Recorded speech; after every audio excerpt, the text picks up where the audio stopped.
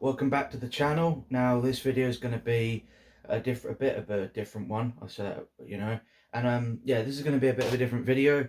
Today I'm going to show my top 5 favorite pieces in my collection. Now I'll admit, I've wanted to do something like that on the channel, like show something I treasure quite deeply, but I've always been a bit iffy about doing it because it feels a bit like, oh, look at this, oh, that I've got, and a bit corny. But I thought, screw it, why not?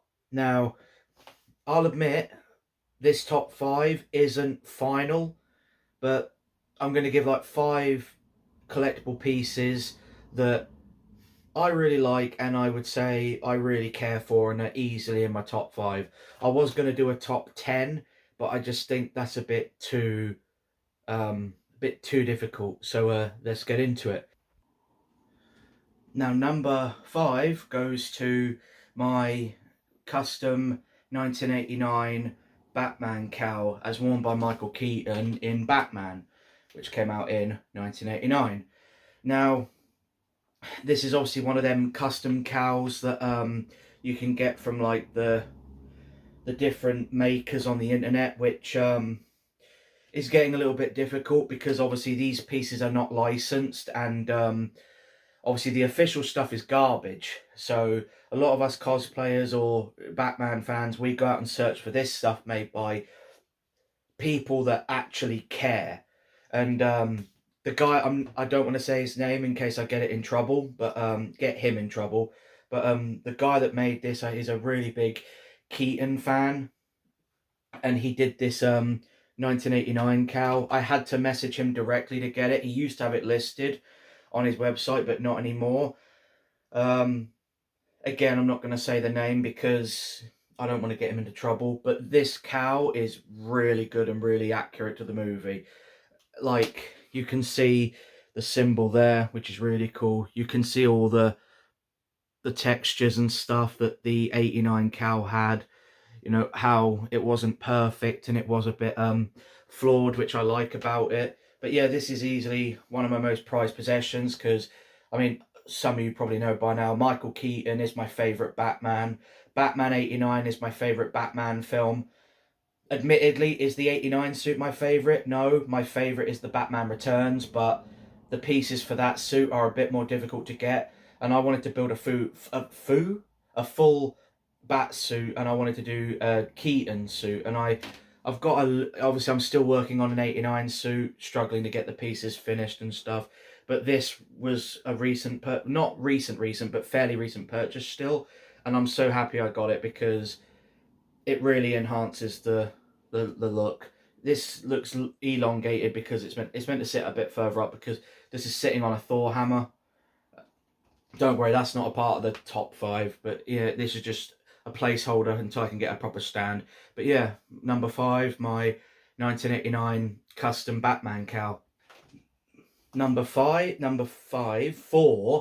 goes to my Darth Vader Black Series helmet, roughly based on the Obi-Wan Kenobi Darth Vader helmet.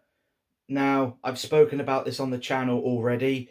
I did, well, same as the cow, I did a full video on this, so I won't go too far into it, but long story short, yes, it's not screen accurate. You know, the mouth is a bit too wide, the dimensions are a bit off, but I really like this mask. When I first got it, I used to have the original Black Series helmet, and I got rid of it in replacing it with a rubies because the rubies is more screen accurate, but I screwed the rubies up a bit. I'm still got it and I'm still going to do something with it, but so I got this for my main Vader suit. Yes, it's not accurate. I did have a comment on that video saying the EFX helmet is far better. Yes, I'm well aware. I know it is. I've seen reviews of it. I wish I could have one, but at the minute this is all I can get, and I'm happy with this. I like the Black Series helmet. I know a lot of Star Wars cosplayers or people don't like it for some reason. I don't mind it, and I think this is far superior to the OG version of the one they released. This one's got the neck, it's got a smaller chin vent, it's got the red eyes, it's got that grey and black colour scheme like it should have had in the movie, or it should have had originally, like it does in the films, unless it's Revenge of the Sith. But no, I really like this helmet, and as a big Darth Vader fan, um, you know, I'm happy to have this helmet. Like, it's so good. I also got, still working on my Vader suit, just to clarify. I've got my new armor properly sorted, and admittedly, getting this on with the rest of the suit, it's a nightmare, but it's Darth Vader. It's not going to be comfortable. But yeah, number 4, Darth Vader. Now, for this one, this is on my shelf. Now, this is my third favourite, most prized thing in my collection. And now, is it the most impressive compared to everyone else's? No, and I don't consider it to be or aspire it to be. It's just, I really like this. I'm really proud of it. Now I'm going to have to move the camera or hold it and to show you what it is. And this is what it is. And that is my Star Wars Black Series figurine collection. Yes, again, grown-ass adult, and I'm collecting collectibles. This took a while to get going. Is it the most impressive collection ever? No, but I don't aspire it to be. I'm just happy that I have my own little Star Wars collection. You know, you've got like the Empire over here. You've got Bo-Katan, Mando, Boba, little Grogu, the Armorer. Whoever this little fella is, you know, the I have spoken guy. Rest in peace, Carl Weathers, Harrison Ford, or Han Solo, Inquisitors, clones, Dark Side Force users. We've got Emperor Do It Palpatine at the front here. You've got Hello There Man himself, Obi-Wan, and you've got my favourite character, Anakin Vader, at the top with Padme, who let you in on a secret, well, not a secret, but have a bit of a crush on her. Got Luke at the front. That one in the middle has a pretty poor face, but got the Mando one. We got Qui-Gon. In fact, some of these Obi-Wans were actually very recent in my collection. The Phantom Menace is recent. The Attack of the Clones is recent.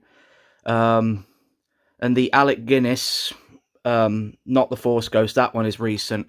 I've spent ages searching for a New Hope Alec Guinness because I wanted to try and get all of them. I mean, I've got most of them and I'm pretty happy with this. But this collection is really good, and that makes it the third favourite for me. And now for number 2. Now, for number 2, in general, it's my lightsabers. I have a few of them. I've talked about some of them on the channel.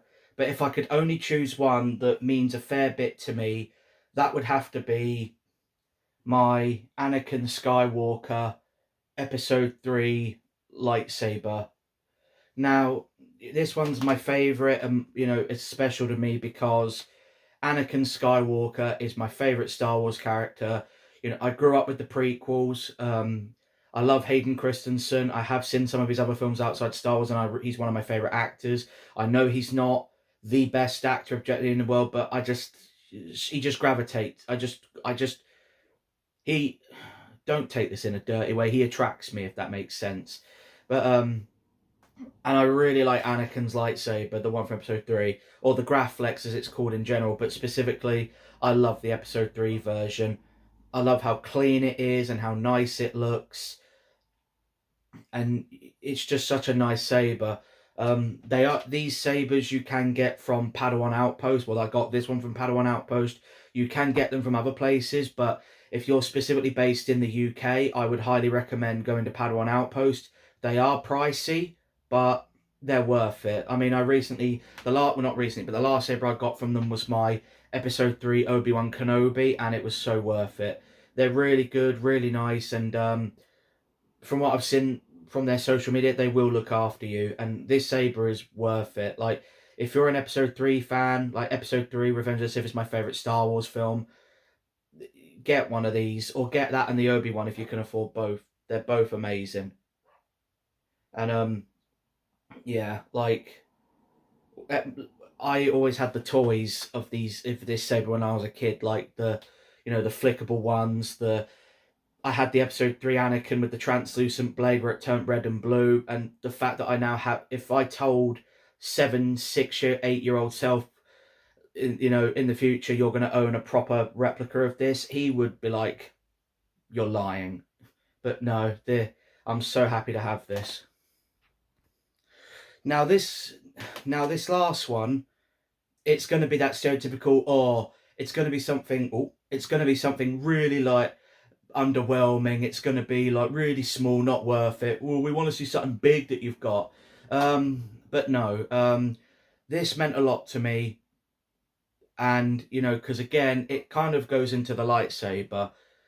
Back in 2019, for the very first time, I got to meet Hayden Christensen. Trying to keep my reflection out of the way. I don't want to see. I don't want you to see where I live. But yeah, I got to meet Hayden Christensen. And yeah, like this meant a lot. If you're wondering what I'm wearing there, I'm dressed up as Connor from Detroit Become Human. Brilliant game. If you haven't played it, play it. But yeah, this meant a lot to me because Hayden Christensen he's my favourite Star Wars actor. Anakin Skywalker's my favourite character, stroke Darth Vader. So, and you know, like I said, I grew up with the prequels, like Attack of the Clones, Phantom Menace, Revenge of the Sith. And the fact that when he got announced for LFCC, I was so desperate. But I remember where I was at the time he got announced. I was seeing a movie, and throughout that entire film, I could not concentrate properly because I knew that he was going. And thankfully, the next day I got him booked, and it was worth it. Like, he's such a nice guy. You know, so they say never meet your heroes, and to an extent, I understand that. There are celebrities that I'd like to meet one day, and I'm like, I don't know, I've heard a few things about them, you know, but Hayden Christensen will always be, I think, the favourite guest I've met. I've met him twice, actually. I met him at Star Wars Celebration, and again, he was so nice, and I went as Anakin that time, and yeah, he's such a nice guy. I've met him, I've met Ewan McGregor, I've met the two. Life is complete. In terms of celebrities, the only person I want to meet now is Emma Roberts, but kind of going what I say, never meet your heroes. Obviously, she's said and done questionable things in the past, even though I still like her and her work. But you know, a part of me is like, would she be worth it? Anyway, yeah, this is number one. Yes, you might think it's number one, but to me, this means a lot. The fact that I got to meet a childhood, I don't want to say the cliche cringe thing hero, but a childhood icon for me. I'll always hold episode 3 in such high regard, no matter what all the 50-year-old original trilogy purists say, or even the sequel haters say. I'll always hold it to such high regard, especially this man. You know, all of you lot that hated on him, screw you. So yeah, that was my top 5 favourite items in my collection. Again, another crappy video, you know, like, you know, in the sense of like, you know, this is like, you know, just be showing off some pieces in my collection that I like, and, you know, some people don't. I think some people aren't a fan of that, and it does come across a bit like, ooh, look at this thing that I've got. But, you know, it's like, it's cool to share. If you have any collectibles or anything, let me know in the comments what your top 5 that you own are, if you have more than 5. Not saying that you don't. I'm not saying that you don't. I'm just saying, say you have a certain amount of collectibles or anything you treasure, let me know in the comments, you know. That would be cool to hear. So, thanks very much for watching, and I'll see you in the next one.